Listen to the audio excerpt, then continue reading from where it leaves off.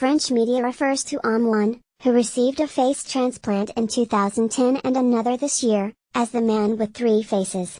HPVIAP Frenchman Jerome Hamon received his third face earlier this year. The transplant procedure began in the early afternoon on January 15 and ended the next morning, according to a statement from Georges Pompidou Hospital in Paris, where the procedure was done. But first, Hamon needed to have all of the blood in his body replaced. That month-long procedure was necessary so doctors could remove antibodies that could have potentially caused his body to reject the face. It's a medical first for a patient to receive a second face transplant, which answers an important question of whether or not a second face transplant is possible. Many organ transplants fail after something causes the body to reject them after a certain amount of time. Now we know that when it happens with a face, it's possible for a patient to again get a new one. The first face transplant happened in France in 2005. In 2010, while in his 30s, Hamon received his second face in a surgery performed by Dr. Laurent Lantieri at Georges Pompidou Hospital. Hamon has a genetic condition that disfigured his face with tumors. He received that first transplant from a 63-year-old organ donor.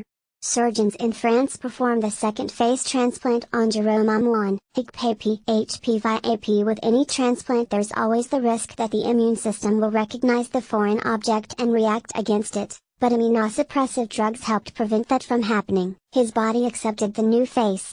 But in 2015, Hamon caught a cold. A doctor prescribed medication that interfered with the anti-rejection drugs he'd been taking, and in 2016, it started to show signs of rejection. By November of 2017, tissue had started to die on the face, so Lantieri removed it. For the next months, Hamon was in a state that Lantieri described to the Associated Press as like the Walking Dead. He had no ears, no eyelids, no skin, could barely hear, and couldn't talk or eat. If you have no skin, you have infections, Lantieri told the AP. We were very concerned about the possibility of a new rejection. Then, thanks to a new compatible organ donor, a new face became available for transplant. And fortunately, after months of preparation and hours of surgery, the new face took. The face has yet to fully align with his skull, which will happen over time. But for now, Hamon says he's doing well. He reportedly spent a recent weekend in Brittany, located in northwest France. French media reportedly calls him the man with three faces.